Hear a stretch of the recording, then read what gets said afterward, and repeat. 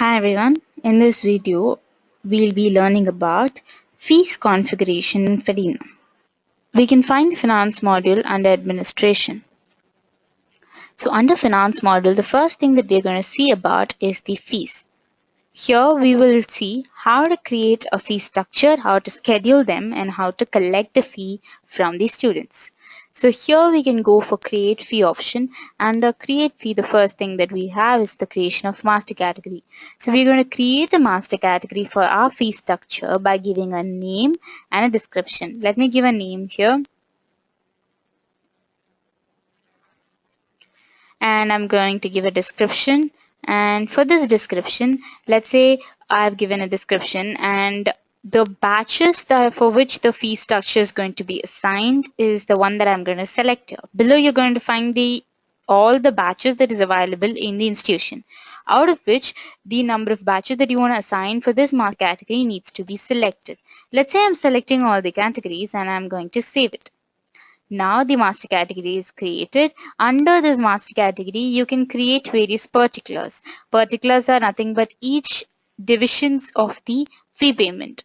So you're going to go for particular and give the name for each of these particulars. Let's say admission fee is one of the particular. This admission fee is going to fall under the master category, the one that I created recently. But selecting the category here, default, you will find all the batches that is assigned to this category below. And of all the categories here, for all the batches here, you're going to select the batch for which this admission fee is assigned. So there might be 3 or 4 batches for which admission fee can be given and the rest might not be having admission fee. So this way around you can select the batches, and let's assume I'm going to select all the batch by giving a description for the particular that I created. I can use this particular for all the students, or I can use this particular for a specific set of students by going for admission number. By going for admission number, I can enter the admission numbers here separated by comma, or I can go for student category and I can select one of the student categories. So that means the students who fall under this category from these batches will be having this particular. Right now I'm going for all and I'm going to enter the amount. That means the amount that needs to be paid as admission fee will be considered here, and I'm going to create it. So I've created one of the particulars. Again, I'm going to create various other particulars. And I'm going to select the category. I'm selecting the batches and I'm selecting the group for whom this particular collection is going to be for and the amount. Let's say I'm giving an amount here and I'm creating once again. Again, I'm going to create one of those other particulars and under the same category with an amount. And I've created. So now let me go back to create fees and let me have a look at the particulars that I've created. So for this particular batch, there's this fee collection that I created, term 2, and you can see the particulars and you can see the amount for each of these particulars. So now going back to the create fees, the particulars is completed. The next step that we have is the discounts. We can create discounts for this fee collections. To creating these discounts, you're going to select the type of discount that you want to create. You can create batch-wise discount, you can create student-wise discount, or you can create student category-wise discount. So if you're going to collect the discount based on the, if you're going to create a discount based on the batches, it's going to apply for the students in the batch. If you're going to create a discount for the student category, it's going to be for the set of students who belong to that category. And if it's going to be for the students, that means it's going to be for the specific set of students. So let me go for the batches, for example. You're going to give a name for your discount. And you're going to select a fee category for which this discount is applicable. The term 2 fee is the one that I'm going to select. And the next step that Fedena is asking me to do is that if this discount is to be applied for batches of this category or particulars of this category. Batches of this category are displayed here. I can choose this and I can choose all the batches or specific set of batches. If I'm going for particulars of this category, each of these particulars is assigned for each of the batches. So I can specifically select this discount to be applicable on few of these particulars of these batches, or I can go it the other way around. So I'm doing all the batches of this category will have this discount. And again, now the question is the discount to be applied in percentage level or the amount. And the percentage level, I can enter the percentage value, let's say 20% of discount, or when it comes to amount, I can enter the value to be 2000 or 3000. So now let's say I'm going to 20% discount and I'm going to create it. So now the discount is created. So going back, we have done the first three steps, and the final step is creation of fine. So here I can create a fine by giving a name for my fine, or I can use one that is already existing. To create a one that is already existing, I've selected one here, and seen that the days after due date 1, the fine amount to be collected is 100 is what I've entered. And again, the fine amount can be in terms of percentage or it can be in terms of amount. And days after due date, I'm saying 2 days after due date, the fine amount is different. Again, I'm taking it as an amount. This way, I can create various slabs. I can add slabs and I can create slabs the same way. I'm going to save it. So now the fine slabs are updated. Now this way I have created all these settings. Now I can go back to the fees, and the next one I'm going for is to schedule the fee collection dates. To schedule the fee collection, I can create fee collections. I can select the category. I can give a name for it.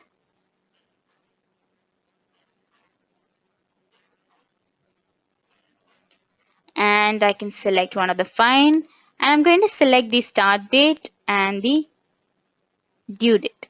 So let's say today is the start date and there is a due date that's for tomorrow, and I can create it. So now the fee collection is created and it's a scheduled job. It will be on queue and it will take some time for the fee collection to be completed.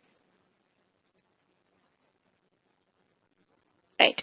Till it's completed, let's go back to our fee collection and let's see the other option that is available. So under this fee collection, we have various options where we can view the fee collection details. So here under view and manage fee collections, we are going to have a look at the various other options of viewing the fee collection. Here now let's see the details about the collection. So under view, we can select one of the batches. We can view the collection details. So here you can see the various particulars. You can see the amount under each of these collections. By going back to the schedule fee collection, the next one that we have is manage fee collections. So again here we can choose one of the batch, we can choose one of the collections, and we can see the particulars and discount and associated with that. Moving back to finance, the next thing that we have is the collect the fee. So here is where we have three different options to collect the fee collection from the student. The first thing that we have is fee submission by batch. So this is in terms of the batches. So by selecting a batch, by selecting a fee collection, you get to see all the students available in the batch in the drop down. You can choose one of them, pay for them, and you can take a print receipt from there. So this is how your print summary is going to look like. Now by going back to the fees option, we have another option under collect the fee, which is fee submission for each student, where you can search for a particular student and you can pay the fee. You can go for fee collection wise payment, or you can go for pay all fee. If it's about fee collection, each individual collection can be made to pay. If you go for pay all fee, that's about paying all the fee collection that's possibly there. And the last one that we have is a particular wise fee payment. So here you can search for a particular student and you can pay a particular fee. So let's say I'm going to pay this fee. So when I'm going to pay this fee, I can pay a partial amount. So here let me search for the student, Kate, and by choosing the student, I'm going to opt for a partial payment. And here you can see I have a discount which is 20% of my total amount and it's going to be 2,400. And for this 2,400, I need to remember I'm going to split this 2,400 between these collections, and only then the amount as total applicable discount will become 0. So let me apply this discount with a name here, and let me say I'm going to apply 2,200 and another discount to be applied here, and I'm giving it 1,200. So the 50% of discount is applied. So now it becomes 0. Now I can opt to pay how much ever I want in any of these fee collections. So I'm going to pay an optimum amount in each of my fee collection. Now, considering this discounted amount that I want to pay, the amount to be paid is calculated here. Now I can choose any of this payment mode. I can give a reference number and a payment detail if required and pay the fee. Now I can take a print receipt of it, and the calculation on the whole what I've shown there is getting displayed here. You can have a look at this. So this is how a partial payment can be done in Fedena. Moving back to the fees, the next thing that we have here is the fee structure. So here under fee structure, you can have a look at the fee structure for any of these students by searching the student name, select one of the fee collection and have a look at the fee collection. So you can take a PDF report to just share it with the student or the parent. Next thing that we have is fee defaulters. So under fee defaulters, the set of students who have not paid the fee can be shown here.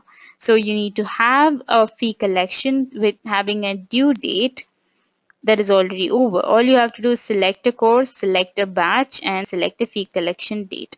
By doing this, you will find the list of students below who have not paid the fee. The next thing that we have is fee refunds, and under fee refunds, we have various options of refunding the amount that has been already collected. So one thing that we need to make sure is that to create a fee refund rule, that would be the first step. So you need to go for create fee refund rule. You need to attach a fee collection. Only then a refund rule can be created. On creating a fee refund rule, you should also make sure that the fee payment has been completed successfully. A partial payment cannot be done for a fee refund to happen. So I'm going to attach one of the fee refunds, and I'm going to enter a refund name, and I'm going to give a refund validity, and the type can be in terms of percentage or amount. So let's say I'm making it in terms of amount. I'm giving a percentage value or an amount value. Now the amount value can be 2000, and I'm going to create this. So now the refund, okay, let me give some other validity and create one. So now I've created the refund rule.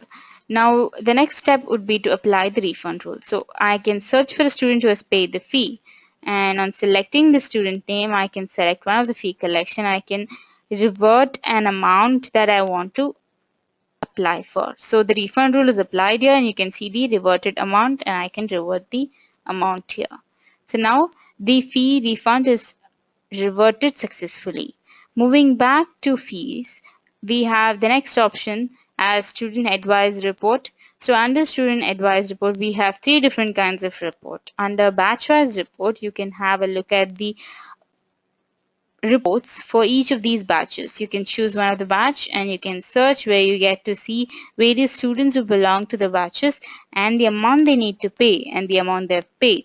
You can see the various particulars that is assigned for them and their respective discounts. This will be shown for all the students who belong to the batch, and you can take an export of CSV from there. There are other types of reports as well, which shows fee collection wise report, which is nothing but a collection wise report for each of these batches. So there is various collections. You can choose one of the collection, and you get to see the collection wise report. There you can see the amount to be paid and the amount paid with the detailed explanation about the particulars and the discount. The next type of report that we can find here is the student-wise report. The student-wise report shows the report of a specific student. You can search for a particular student, and you can select the name of the student, where here you get to see the type of the fee collection that is assigned for the student, the amount they need to pay, and the amount they have paid. So here the student has paid the amount, and you can see the date on which they have paid. You can take a PDF report or a CSV report from here. So now let's go back to the finance module. And under fee, we are left out with few other options. So the next option that we have is the fee receipt settings. So we have something called fee receipt setting that describes what the setting that we can do for taking a fee receipt printing. So if you want to make a print of the receipt, you can make some settings in Fedena right now. So the options available here are for printer types, the normal printer, a dot matrix printer, or a thermal printer. And you can choose the print sheet size here, which is going to be A4, A5 landscape, A5 portrait, and you can see a sample of it here. And this is going to be a standard auto-generated version where there's another version of a customized header where you can choose a customized header and you can type in the value that you want to give. So this is going to be your own measurement that you're going to give, and you can have a look at it under the print sample recipe. So with that, you can have a better idea about how the recipe will look like, and on confirmation, you can save the settings.